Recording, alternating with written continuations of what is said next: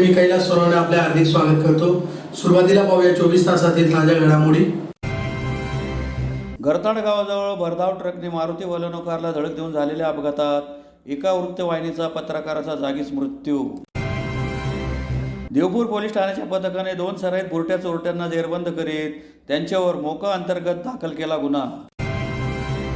भूमिहीन दलित आदिवासी भटके विमुक्त नागरिकांच्या विविध मागण्यांसाठी एकलव्य आघाडी महाराष्ट्रतर्फे 5 ऑगस्ट रोजी लोणी बुद्रुक येथे बिराड उपोषणाचे आयोजन आणि वडजाई रोड कसावाडा मस्जिद ते 80 फुटी रोड पर्यंतच्या रस्ता काँक्रीटीकरणाच्या कामाचा आमदार फारुख यांच्या हस्ते शुभारंभ। आता बातमीपत्र विस्ताराने। धुळे तालुक्यातील गरताड गावाजवळ भरधाव ट्रकने मारुती बलेनो कारला धडक देऊन झालेल्या अपघातात एका वृत्तवाहिनीचा पत्रकार गंभीर जखमी होऊन जागीच ठार झाला असून त्याचे 2 साथीदार जखमी झाले आहेत।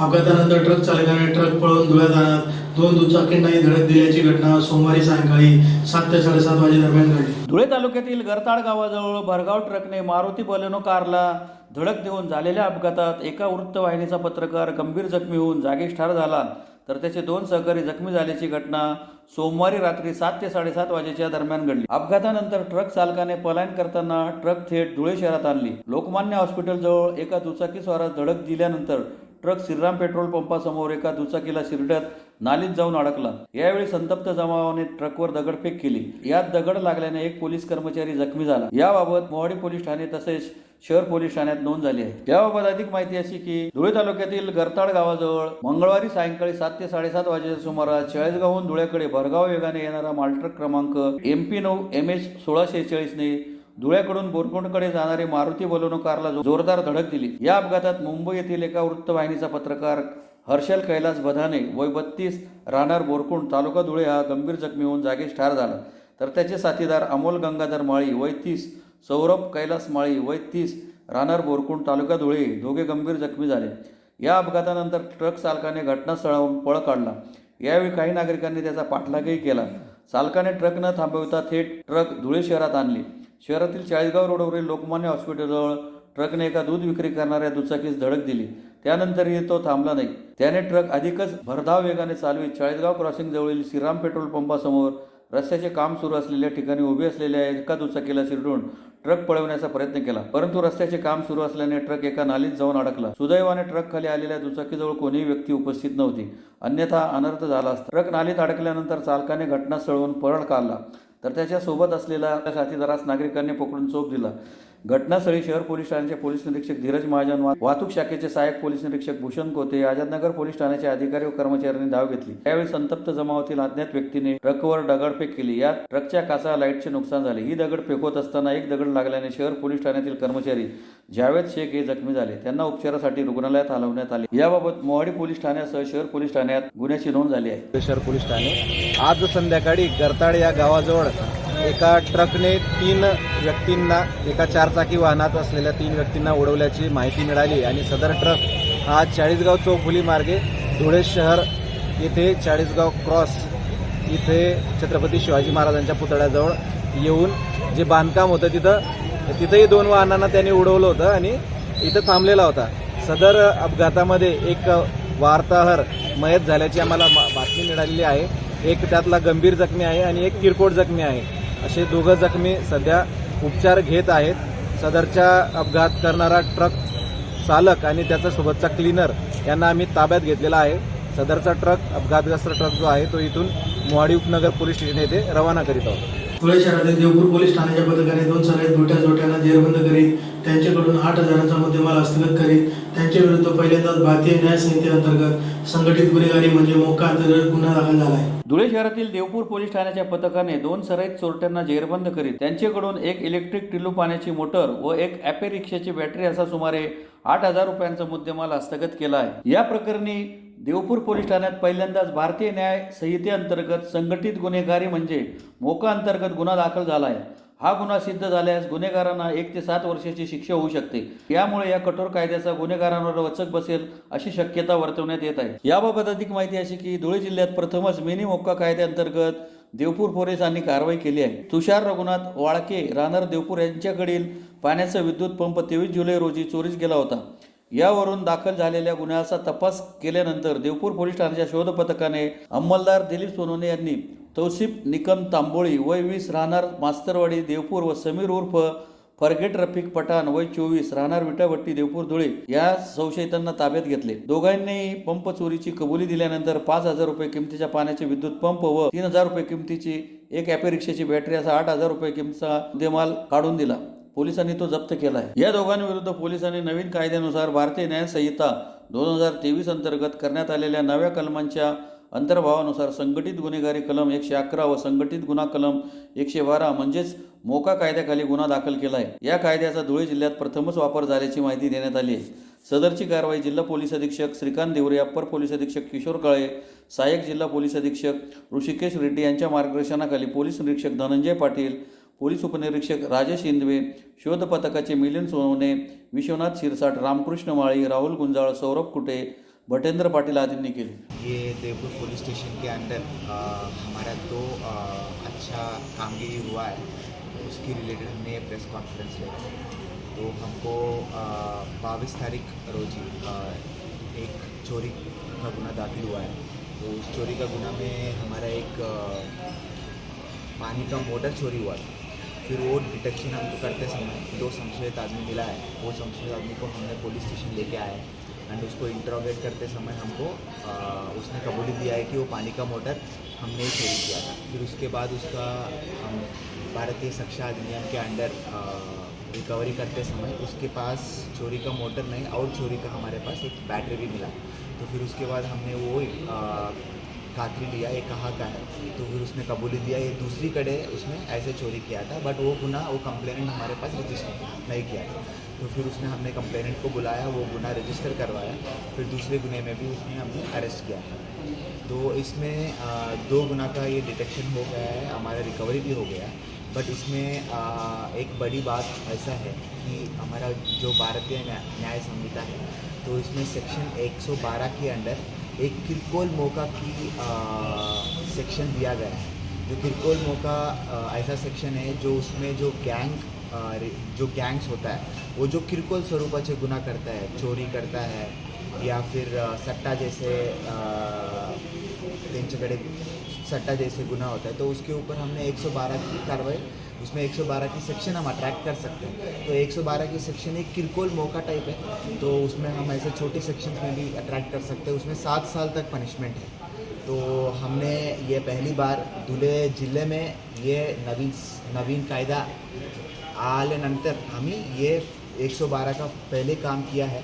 तो ऐसे ही हम किरकोल मौका का हम यूटिलाइज़ करेंगे। हर पुलिस स्टेशन में जो ऐसे गुनहगार है जिसमें किरकोल स्वरूपात गुना करता है, उसके ऊपर भी हमें किरकोल मौका का यूज़ करके हमारा क्राइम को रिड्यूस करने की हम प्रयत्न करते हैं। शासकीय गावठाण गायरान आणि वन विभागाच्या जागेवरची भूमी दलित आदिवासी भटके विमुक्त नागरिकांची अतिक्रमणे नियमानुकूल करावी यासह विविध मागण्यांसाठी एकलव्य आघाडी महाराष्ट्रातर्फे 5 ऑगस्ट रोजी लोणी बुद्रुक येथे बिराड उपोषणाचे आयोजन करण्यात आले असल्याची माहिती धुळे येथे पत्रकार परिषद घेऊन देण्यात आली। शासकीय गावठाण गायरान आणि वन विभागाच्या जागेवरची निवासासाठीची अतिक्रमणे संबंधित भूमीहीन दलित आदिवासी भटके विमुक्त असणाऱ्या नागरिकांच्या नावे करून त्यांना घरकुल व शासकीय योजनांचा लाभ द्यावा अशी मागणी एकलव्य आघाडी महाराष्ट्र राज्यातर्फे धुळे येथे पत्रकार परिषद घेऊन करण्यात आली आहे। यासाठी दिनांक 5 ऑगस्ट रोजी लोणी बुद्रुक येथे बिराड उपोषण सुरू करण्यात येणार असल्याची माहिती देण्यात आली आहे। जिल्ह्यात आदिवासी दलित व भटके विमुक्त समाज मोठ्या प्रमाणात असून त्यांनी त्यांच्या उपजीविकेसाठी दुसरे साधन नसल्याने त्यांनी गायरान व वन जमिनीवर अतिक्रमण केले आहे। त्यांचे वन दावे व गायरान दावे मंजूर करण्यात यावेत। आदिवासींच्या जमिनी ज्या बिगर आदिवासींनी बेकायदेशीरपणे खरेदी केलेल्या आहेत किंवा त्या जमिनीवर बेकायदेशीर अतिक्रमण केलेले आहे त्या जमिनी पोलीस संरक्षणात मूळ मालकास द्याव्यात। आपला उदरनिर्वाह होण्यासाठी अनेक उत्पन्नाचे स्रोत असताना देखील गायरान जमीन, वन जमीन व शासकीय जमिनीवर त्या धनाढ्यांनी अतिक्रमण केले आहे त्यांची अतिक्रमणे काढावीत अशी मागणी या पत्रकार परिषदेत करण्यात आली आहे। यावेळी प्रदेशाध्यक्ष अनिल जाधव, ॲडव्होकेट संतोष जाधव, रामदास मोरे आदी उपस्थित होते। म्हणून ह्या आरक्षणाच्या मुद्द्यावर उगाच या ठिकाणी तो मुद्दा उचलून धनगर आणि आदिवासींचं भांडण या ठिकाणी होऊ नये। जसं की आता ओबीसी आणि मराठा समाजाचा जो काही वाद चालू आहे आरक्षणामुळे, त्या वादामुळे फार गाव लेवलवर भांडणं चालू आहे। त्यामुळे मी तो मुद्दा उचलला नाही आणि माझ्या आदिवासी बांधवांचं जे काही मेन मुद्दा आहे, मेन प्रश्न आहे, आज या ठिकाणी पावसाळ्याचे दिवस असताना हे जे काही मी आंदोलन या ठिकाणी केलेलं आहे, तर याचा उद्देश एकच आहे की अनेक आदिवासी बांधवांचं या ठिकाणी गायरान जमीन, वन जमीन, शासकीय इतर महाराष्ट्र शासनाचे जे काय जागा आहेत त्या ठिकाणी अतिक्रमण आहे आणि ते नावावर करण्यासाठी अनेक म्हणजे देशाला स्वातंत्र्य झाल्यापासून अनेक संघटनांनी मोठमोठ्या नामवंतांनी आंदोलनं केलेली आहेत की ती जागा त्यांच्या नावावर झाली पाहिजे. परंतु या ठिकाणी शासनाने जे काही अटी लावलेल्या आहेत, उदाहरणार्थ गायरान जमिनीचं जर अतिक्रमण रेग्युलर करायचं असेल तर तो माणूस त्या ठिकाणी 1991 पासूनचे त्याला पुरावे द्यावे लागतात. म्हणजे 1991 पूर्वीचा तो त्या ठिकाणी रहिवासी असायला पाहिजे, त्यांनी अतिक्रमण केलं पाहिजे. आज काही आदिवासींची माणसं हे या ठिकाणी 91च्या अगोदरपासून आहेत, काही तर फार इंग्रज काळापासून त्या ठिकाणी अतिक्रमित आहेत. परंतु आज त्यांना जर पुरावा द्यायचा असेल तर बऱ्याचशा वाड्या वस्तीवर आधार कार्ड, मतदान कार्ड, कुपनासारखे हे असे रहिवासी सुद्धा प्रमाणपत्र त्यांच्याकडे. मग यांनी कसं द्यायचं त्यांना पुरावे? त्याच्यानंतर 1991 हा जो काही पिरियड आहे, मला वाटतं शासनाने तो बदलून 2015च्या आसपास जर केला तर बऱ्याच जणांना या ठिकाणी पुरावे देऊन त्यांचं ते अतिक्रमण रेग्युलर होऊ शकतं. तसंच वन जमिनीवर सुद्धा असाच प्रकार आहे. वन जमीन ज्या लोकांनी अतिक्रमित केलेली आहे, जे आदिवासीच नाही तर जे भूमिहीन मजूर असतील, अगदी भूमिहीन मराठा समाजाचे कार्यकर्ते असतील, व्यक्ती असेल, तरी त्या ठिकाणी माझं मत आहे त्यांना ती जमीन दिली पाहिजे. कारण त्यांना उत्पन्नाचे स्रोत कोणते नसेल आणि त्यांचं जर अतिक्रमण त्या ठिकाणी असेल तर मला वाटतं त्यांना ते दिलं पाहिजे. शासन निर्णय प्रमाणे 2005 किंवा 2007 पूर्वीचं जर वन जमिनीवर कोणाचं अतिक्रमण असेल आणि त्यांनी जर ते पुराव्यासह दाखवून दिलं तर ते त्याची जागा नाव. परंतु गाव लेवलवर जे राजकारण घडलं जातं, उदाहरणार्थ वन समित्या ज्या काय हे जमीन नावावर करण्यासाठी वन समित्या शासनाने करायला लावलेल्या, त्या वन समित्या त्या ठिकाणी गावामध्ये राजकारण करतात आणि वन समित्या काय गावातच वन समित्या बनवलेल्या नाही ग्रामपंचायत. आणि त्याच्यामुळं अनेक आदिवासी असतील, भूमिहीन मजूर असतील, दलित आदिवासी, भटक्या विमुक्तांचे जे काही लोक त्या ठिकाणी राहत आहेत, तर त्यांना त्या ठिकाणी पुरावे म्हणजे त्यांना वन समितीच त्या गावात न झाल्यामुळं आणि वन समितीचाच मुख्य कागद त्यांना तो दाखला जोडावा लागतो की त्या ठिकाणी वन समिती जाऊन त्या जे काही अतिक्रमण धारक त्यांच्याकडे जाऊन विचारपूस करते. सार्वजनिक बांधकाम उपविभागाच्या लेखा शीर्ष अंतर्गत वडजाई रोड कसावाडा मस्जिद ते 80 फुटी रोड पर्यंतच्या रस्ता काँक्रिटीकरणाच्या कामाचा आमदार फारुख शाह यांच्या हस्ते मंगळवारी शुभारंभ करण्यात आला. सार्वजनिक बांधकाम उपविभागाच्या लेखाशीर्ष अंतर्गत वडजाई रोड कसावाडा मस्जिद ते 80 फुटी रोडपर्यंत रस्ता काँक्रिटीकरण व गटारीच्या 4 कोटी रुपये खर्चाच्या कामाचा शुभारंभ आमदार फारुख शाह यांच्या हस्ते शहरातील एकता चौक येथे मंगळवारी संपन्न झाला. आग्रा रोडला जोडणाऱ्या संपूर्ण वडजाई रस्त्याच्या कामासाठी आमदार फारुख शाह यांनी 3 टप्प्यामध्ये 18 करोड रुपये शासनाकडून मंजूर करून आणलेले आहेत. हा रस्ता व्हावा म्हणून या भागातील नागरिकांनी वेळोवेळी पूर्वीच्या लोकप्रतिनिधींना निवेदन दिलेले होते, परंतु या रस्त्यावर फक्त राजकारण करण्यात आले, मात्र रस्ता तयार करण्यात आला नव्हता. आमदार फारुख शाह निवडून आल्यानंतर लोकांची समस्या पाहून या रस्त्यासाठी शासन स्तरावर प्रयत्न करून काँक्रिटीकरणासाठी सुमारे 18 लाख रुपये मंजूर करून आणले. हा रस्ता वडजाई महामार्गापासून तर मच्छी बाजारपर्यंत जोडण्यात आलेला आहे. या रस्त्यावर पिंपरी, वडजाई, सौंदाणे या भागातील नागरिक व्यतिरिक्त शहरातील अल्पसंख्याक भागातील शेकडो नागरिक रहदारी करतात. या रस्त्यावर सुमारे 50% लोकसंख्या अल्पसंख्याक समाजाची असून या रस्त्याची 5 वर्षापूर्वी फार मोठी दुर्दशा होती, परंतु आज आमदार फारुख शाह यांच्या प्रयत्नामुळे हा रस्ता पूर्णत्वास आलेला आहे. या रस्त्या व्यतिरिक्त मध्यभागी स्ट्रीट लाईटचे सुद्धा काम होणार आहे. या रस्त्याच्या कामात अनेक वेळा नारळ फोडण्यात आले, परंतु रस्ता काही पूर्ण झालेला नव्हता. माजी लोकप्रतिनिधींनी या रस्त्यासाठी अनेक वेळा अल्पसंख्याक भागातील नागरिकांना खोटे आश्वासन देऊन कधीच पूर्ण केलेले नव्हते, परंतु आमदार फारुख शाह यांच्या प्रयत्नामुळे हा रस्ता पूर्णत्वास येत आहे. त्यामुळे या संपूर्ण भागातील नागरिकांनी आमदार फारुख शाह यांचे आभार मानले आहे. यावेळी आमदार फारुख शाह यांच्या सोबत सलीम शाह, मुख्तार अन्सारी, डॉक्टर दीपश्री नाईक, फातिमा अन्सारी, सिकंदर शाह, मौलवी शकील, प्यारेलाल पिंजारी, इक्बाल शाह, शब्बीर शाह, रफिक शाह, नूरा शेख, कैसर अहमद, डॉक्टर बापूराव नाईक, सऊद सरदार, रिजवान अन्सारी, जावेद शाह, सुफी कुरेशी, आसिफ पोपट शाह, निसार अन्सारी, निसार शाह, मुजू शेख, हाशिम अन्सारी, आसिफ शाह मुल्ला,